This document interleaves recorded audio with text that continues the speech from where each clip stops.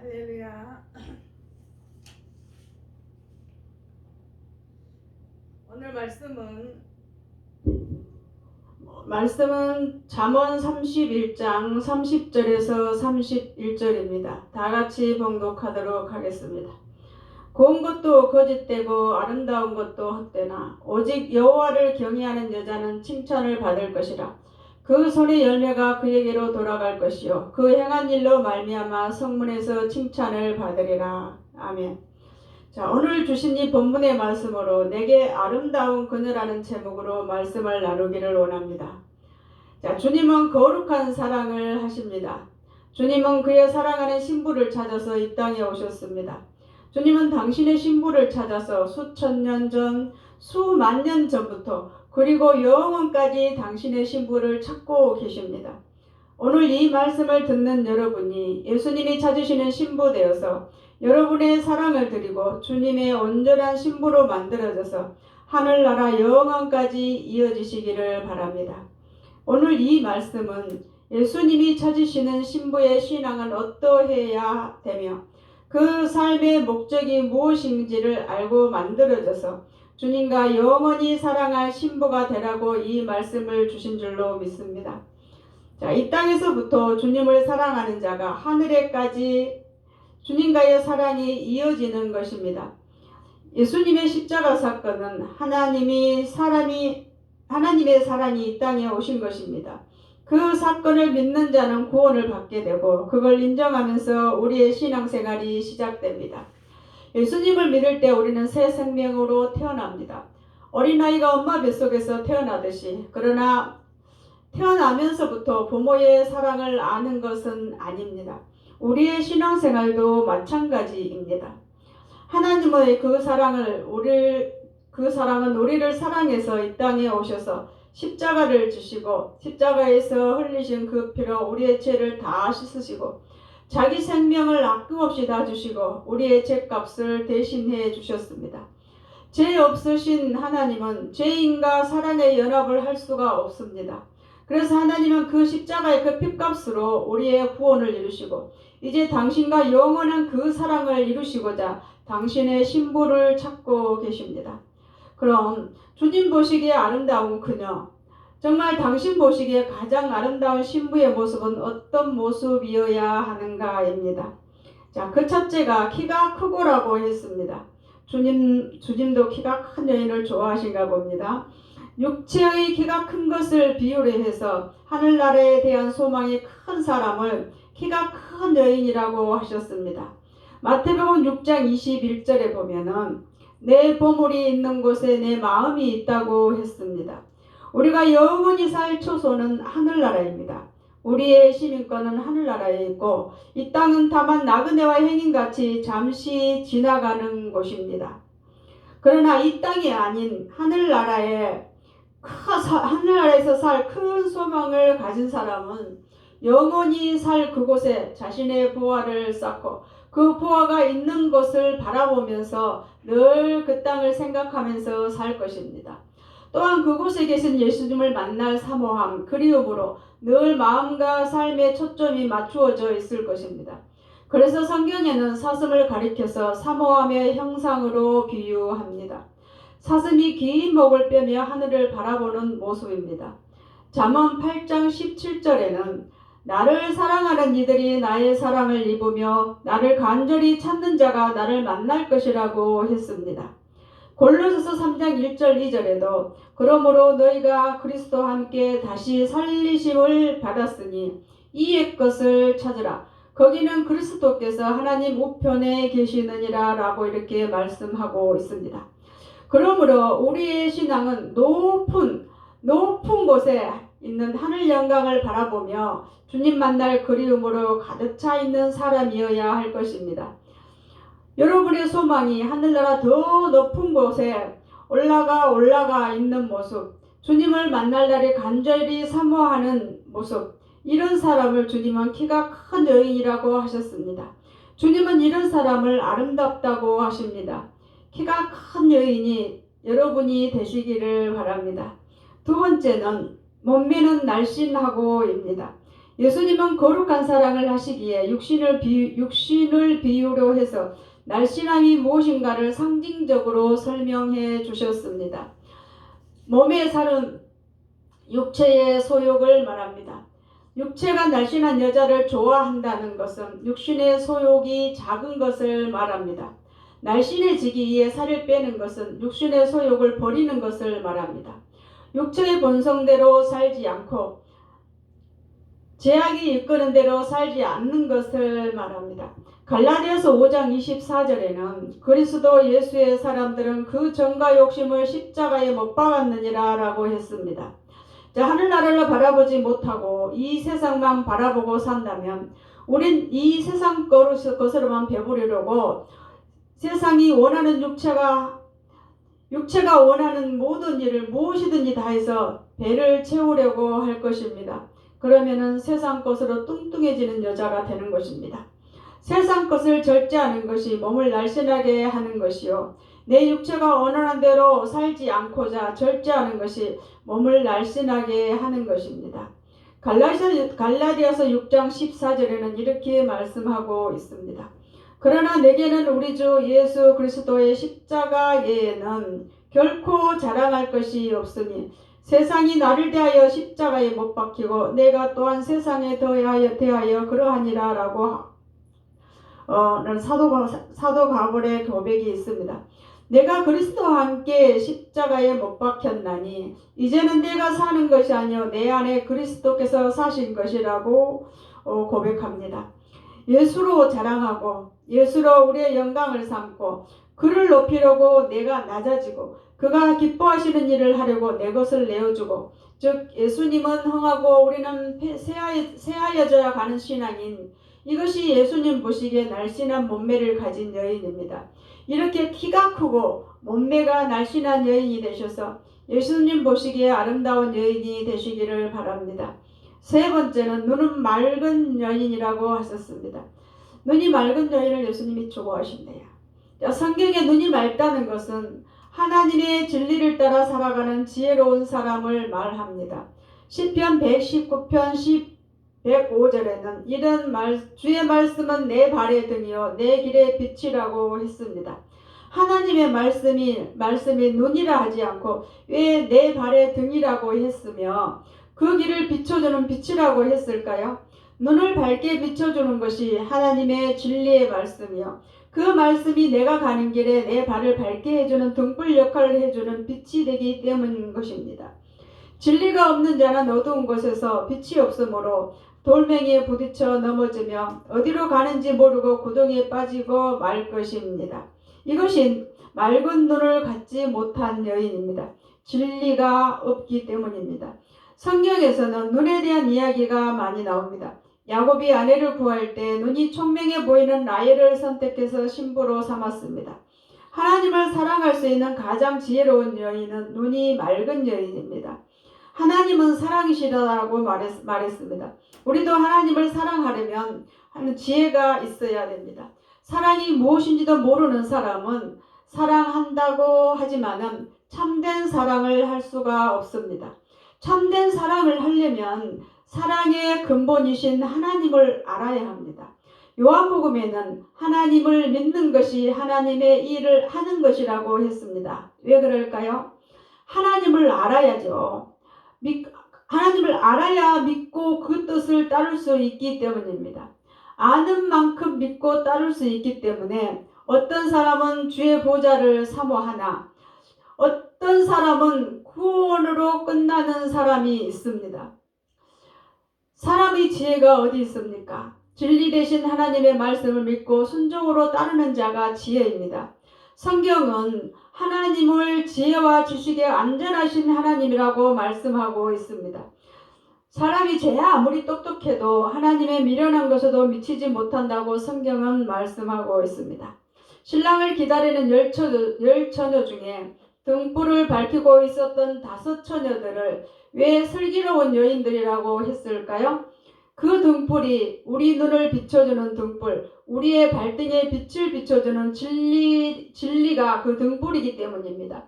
하나님을 경외하는 것이 지혜요. 하나님 사랑을 이루어가는 맑은 눈이 진리의 등불입니다.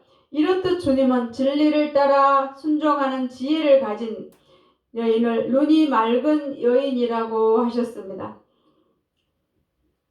여러분도 눈이 맑은 여인이 되셔서 진리를 알고 진리 되신 예수님을 따르는 맑은 눈으로 예수님의 아름다운 그녀가 되시기를 바랍니다. 자, 네 번째는 머리는 길고라고 하셨습니다. 긴 머리는 온전한 순종을 가리킵니다. 머리는 주님이시고 하나님의 영광이십니다. 이 머리에 긴 머리카락을 내린다는 것은 우리가 그분을 존귀케 하기 위해서 순종하는 순종의 온전함을 이루는 것을 말합니다. 자, 구약에는 머리를 자르지 말라고 한 나시린에 대한 규례가 나와 있습니다. 머리를 자르지 못하게 한 것은 하나님께 대한 순종을 명령하신 것입니다. 하나님을 영화롭게 하기 위해서 그분의 영광만을 위해서 살라는 뜻으로 머리를 자르지 못하도록 했던 것입니다. 세상 사람과 구별해서 불러낸 사람이 레이인입니다. 사사기의 나시린이었던 삼손이 머리를 자르지 못하게 했던 규례를 어기고 머리가 잘렸습니다. 그의 결말이 어떤 결말이 왔습니까? 나스릴이란 하나님으로부터 특별히 구별된 자입니다. 평생에 구별된 하나님의 사람으로 살아야 하는 사람으로 선택받은 사람입니다. 나시린은 이렇게 살아야 된다고 정해놓은 규례 중에 하나가 머리를 자르지 말라 하는 것이었습니다. 자, 머리가 잘리게 된 삼손의 결말을 자세히 상고해 보십시오. 머리를 자르지 말라 했던 것은 온전한 순종을 명령구례였는데 순종을 이루지 못함으로 삼손은 하나님의 영광을 위해 특별히 선택된 사람으로서 큰 은총을 받았었지만 끝내 그 은총 받은 것으로 영광을 돌리지 못하고 순종하지 못함으로 그 영광도 하나님의 영광을 돌리지 못하고 패망하는 데 이르게 했습니다. 또 다른 예로 요한복음 15장 1절에서 8절에 보면은 포도나무와 가지의 비유가 나옵니다. 예수님은 포도나무여 우리는 가지라고 했습니다. 자, 포도나무이신 예수님께 그 가지인 우리가 포도나무에 붙어 있지 않으면 많은 가시를 맺을 수 없듯이 예수님께 붙어 있지 않으면 가시를 못 맺는다고 했습니다. 예수님이 우리 안에 있으니 너희도 내 안에 있으라 라고 주님이 당부하셨어요. 그 말이 내 말이 너희 안에 있으면 내 말대로 무엇이든지 구하면 받으리라 이렇게 말씀했습니다. 자, 이것이 순종입니다. 여러분 생각해 보십시오. 예수님은 얼마나 쉽게 비유를 통해서 보여주면서 이해하도록 설명하고 계십니까? 포도나무가 그 가지에 붙어있지 않으면 당연히 말라 삐뚤어져서 열매를 못 맺는다는 것은 우리도 다 알고 있는 사실입니다. 또한 우리도 머리를 잘 보이려고 미장원에 가서 머리 손질을 하고 예쁘게 보이려고 머리카락을 단장합니다. 자, 여기서 보면 포도나무와 그 가지가 붙어있지 않으면 당장 말라서 삐뚤어져서 열매를 못 맺는다는 우리가 다 알듯이 참 이 똑같은 비유를 하나님은 머리와 머리카락에 비유해서 말씀을 하고 계십니다. 또. 자, 머리이신 주님께 영광을 돌리려면 온전한 순종으로 상징하는 긴 머리를 가지라고 했습니다. 포도나무가 가지에 붙어있지 않으면 붙어있으면 열매를 맺듯이 그 열매가 어떤 열매로 나타납니까? 사랑과 충성의 열매입니다. 그 열매가 주렁주렁 열려서 결국은 하나님께 영광을 돌리게 되는 것입니다. 그 영광을 하나님께서 받으시는 겁니다. 그래서 주님은 머리가 긴 여인, 가지런히 늘어뜨린 긴 머리를 가진 여인을 좋아하신다고 하셨습니다. 여러분도 이렇게 긴 머리, 순종의 온전함으로 하나님의 예수님이 좋아하시는 여인이 되시기를 바랍니다. 다섯 번째는 입술이 붉고라고 하셨습니다. 자, 우리도 이뻐 보이려고 입술을 예쁘게 바르는데요. 붉게 바르잖아요. 예수님도 입술이 붉은 여인을 좋아하신답니다. 자, 입술이 붉다는 영적 의미는 붉은 것은 주님의 보혈의 사랑을 말하고 그 입술은 말하는 것을 말합니다. 즉 복음의 입술이란 예수님의 사랑을 찬송하는 입술을 말합니다. 붉은 입술이란 예수님의 사랑을 찬송하는 입술을 말합니다. 자, 사도행전 7장에 보면은 스데반이 설교하다가 돌에 맞아 죽는 사건이 나옵니다. 스데반이 돌에 맞아서 피를 흘리면서 예수님을 증거하고 그를 높였습니다. 돌에 맞아 죽을 때 돌 한두 개 맞고 스데반이 죽었을까요? 성경에 보면 그 무리들이 일제히 소리 지르며 길을 막고 그에게 달려들어서 돌을 쳤다고 했습니다. 피를 토하면서도 그는 예수를 증거하고 예수님을 높였습니다. 이 입술이 붉은 입술입니다. 또 이렇게 주님을 자랑했던 입술이 누구냐? 아가서 5장 10절에서 15절입니다. 자, 주님을 극찬하는 여인이 나옵니다. 우리가 아가서 강의를 들으면서 이렇게 많이 접해볼 수 있는 그건데요. 이 말씀은 너무도 황홀한 말씀이어서 우리도 다 같이 아가서 5장 10절에서 15절을 한번 읽어보도록 하겠습니다. 자, 아가서는 술람비 여인은 성도들을 예표요 솔로몬은 예수님을 예표하는 것이라고 했습니다. 이 말씀은 너무너무 황홀한 사랑의 고백입니다. 사랑하는 자를 극찬하는 찬송입니다. 예수님이 이런 여인을 어찌 좋아하지 않겠습니까? 다같이 우리도 예수님을 아름답다고 칭찬하는 붉은 입술이 한번 되어봅시다. 다같이 읽어봅시다. 아가서 5장 10절에서 15절입니다. 내 사랑하는 자는 희고도 불고 만사람 위에 뛰어나구나. 머리는 정금 같고 머리털은 고불고불하고 까마귀같이 검구나. 눈은 시냇가의 비둘기 같은데 위로 씻은 듯하고 아름답게도 박혔구나. 손은 항옥을 물린 황금 노리개 같고 목은 아로새긴 상아에 청옥을 입힌 듯하거라. 다리는 순금받침에 세운 하반석 기둥 같고 생김새는 레바논 같으며 백항목처럼 보기 좋고 입은 심이 달콤하니 그 전체가 사랑스럽구나. 예루살렘 딸들아 이는 내 사랑하는 자요 나의 친구로다. 자, 이렇게 술람비 여인은 솔로몬을 머리부터 발끝까지 칭송하고 극찬을 합니다. 우리의 입술이 이렇게 예수님을 극찬하고 자랑한다면 예수님이 아마 보좌에서 벌떡 일어나서 달려나와서 안아주실 것 같습니다. 자, 이것이 바로 성도의 누리가 예수님을 높이고 찬양하고 칭송하는 입술이 붉은 여인입니다. 이런 여인을 주님이 좋아하고 아름답다고 하셨습니다. 여러분이시길 바랍니다. 6번째는 희고 고운 손을 좋아하신다고 했습니다. 희고 고운 손이란 신앙의 행실이 거짓되지 않고 이성적이지 않는 것을 말합니다. 야고보서 2장 22절에 보면 내가 보거니와 믿음이 그의 행함과 함께 일하고 행함으로 믿음이 온전케 된다고 말씀하고 있습니다. 믿음으로 사는 우리의 행함이 거짓되지 않는 것을 말합니다. 손이 행위와 행실을 말한다면 희다는 것은 진실하다는 것을 의미합니다. 우리의 신앙의 행실이 거짓되지 않고 이성적이지 않다는 것이 흰손에 대한 표현이요 아름다움의 대상입니다. 자, 믿음이 있는 사람은 행함으로 말미암아 하나님 앞에 그의 믿음이 증명되는 것입니다. 야고보서 4장 17절에는 이렇게 말씀하고 있습니다. 이러므로 사람이 선을 행할 줄 알고도 행치 않으면 죄니라. 자, 하나님의 말씀을 잘 압니다. 사랑이 무엇인지도 잘 알지만 안 하는 것, 이것이 무슨 손일까요? 속과 겉이 다른 장갑 낀 이선의 손입니다. 그럼 악한 생각을 가지고 행하는 손은 무슨 손일까요? 검은 손이에요. 검은 손. 자, 바리새인들이 왜 하나님께 책망을 받았습니까? 이스라엘이 왜 버림을 받았습니까? 하나님의 말씀과 의도를 알기는 세계 어느 민족보다도 잘 알지만 의를 행하는 행실이 없었습니다. 선한 사마리아 사람의 이야기가 잘 대변해주고 있습니다.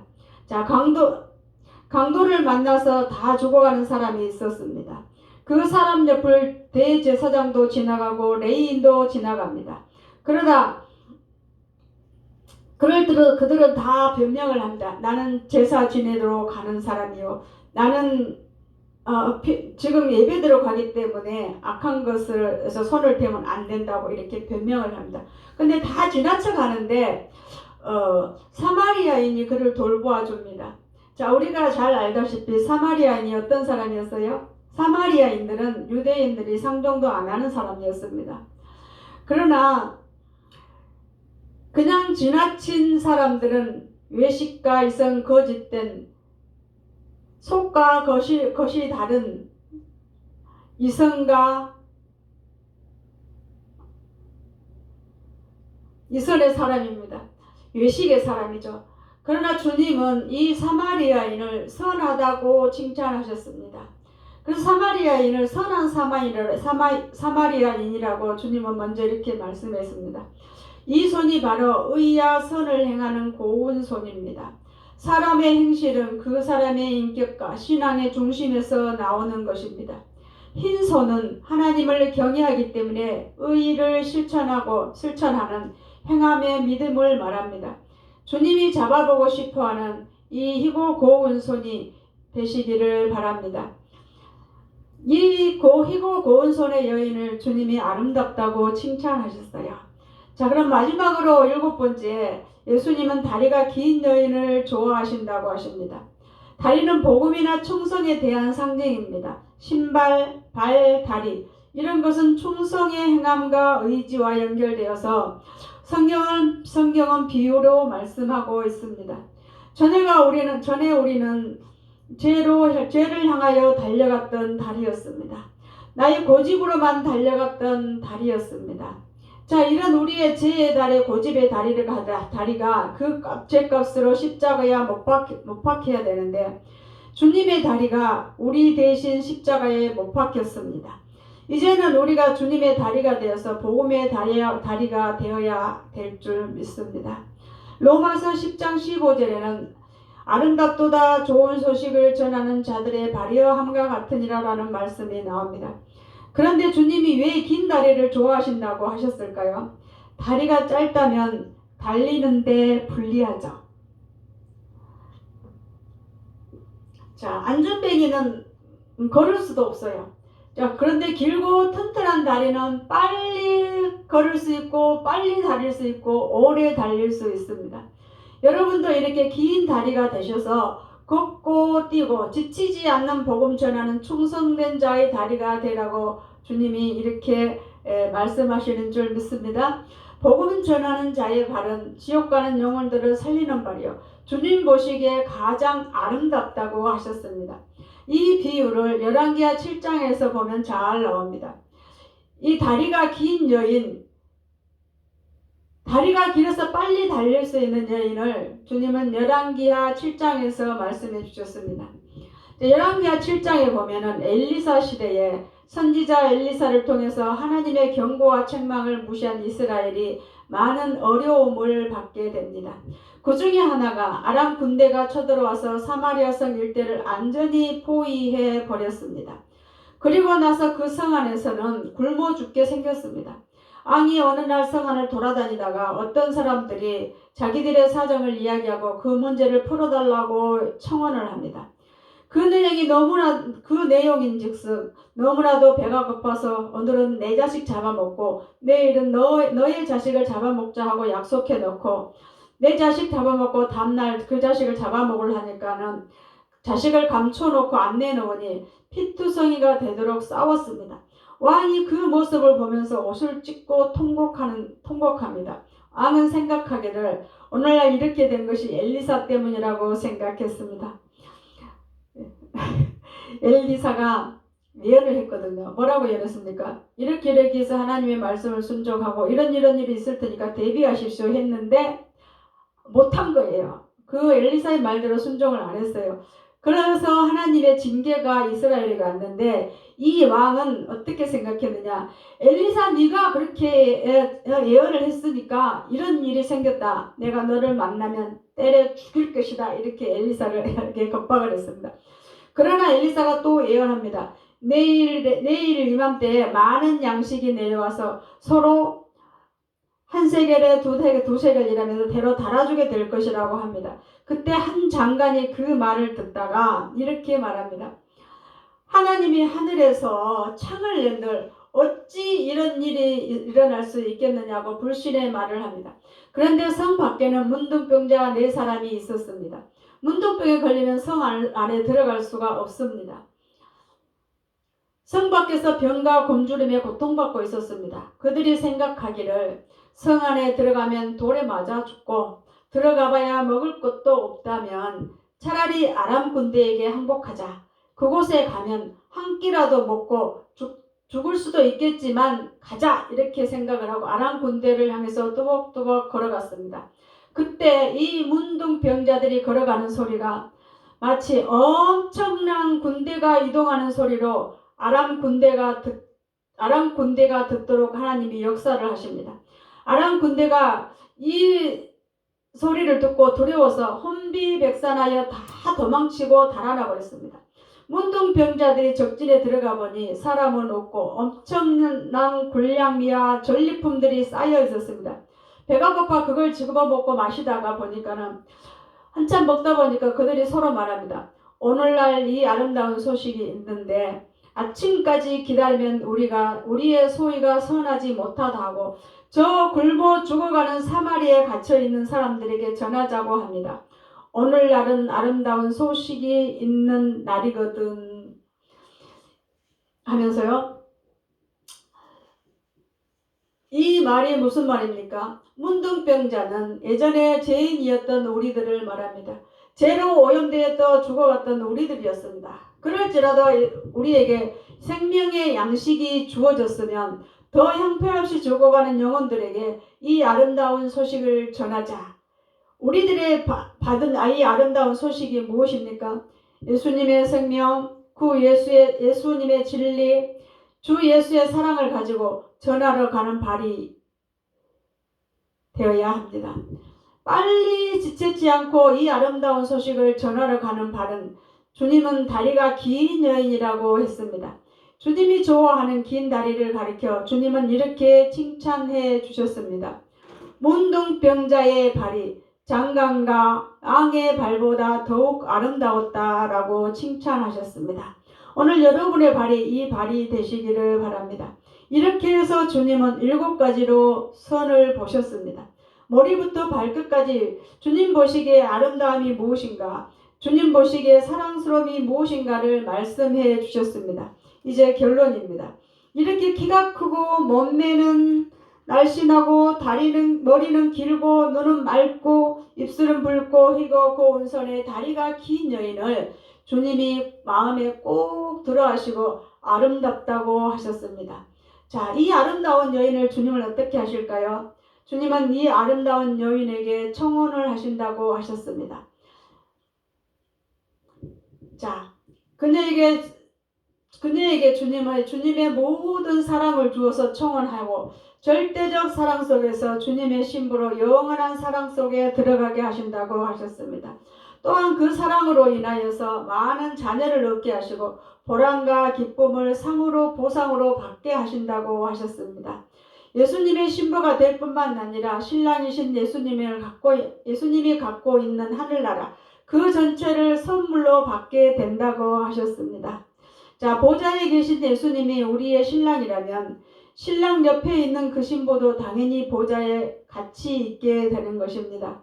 자, 여러분이 이렇게 예수님의 청혼을 받아서 예수님의 신부가 되는 여러분 되시기를 바랍니다. 자, 우리가 이 예수님의 아름다운 그녀가 되기 위해서 7가지로 설명을 해주셨는데 간략하게 다시 한 번 더 짚어보도록 하겠습니다. 하늘나라 소망을 크게 가지는 것이 키가 큰 여인이라고 했습니다. 세상 욕심을 멀리하는 것이 날씬한 몸매를 가지는 것이라고 했습니다. 주님을 정직히 하려고 온전한 순종을 하는 것이 긴 머리라고 했습니다. 진리의 순종으로 하나님을 경외하는 것이 지혜로운 눈을 가진 맑은 눈이라고 했습니다. 복음 전파 주님을 칭송하고 찬양하는 것이 붉은 입술을 가진 여인이라고 했습니다. 선한 행실로 의를 이루는 손이 희고 고운 손이라고 했습니다. 복음 전파에 빠른 발을 다리가 긴 여인이라고 했습니다. 자, 이렇게 주님 보시기에 아름다운 여인이 되셔서 주님의 청혼을 받는 여러분들이 되셔서 예수님과 영원한 행복의 나라에서 그 사랑을 영원히 누리는 여러분들 되시기를 바랍니다. 기도하겠습니다. 주님을 사랑하고 의지합니다. 세상에서 가장 아름답고 하늘나라에서도 가장 존귀하신 주님이 우리의 신랑 되어 주시니 감사합니다. 오늘 읽어주신 말씀처럼 잘 만들어져서 예수님의 청혼을 받아서 영원한 사랑 속에 행복한 신부들이 되게 하여 주시옵소서. 감사하며 예수 그리스도의 이름으로 기도하옵나이다. 아멘. 할렐루야.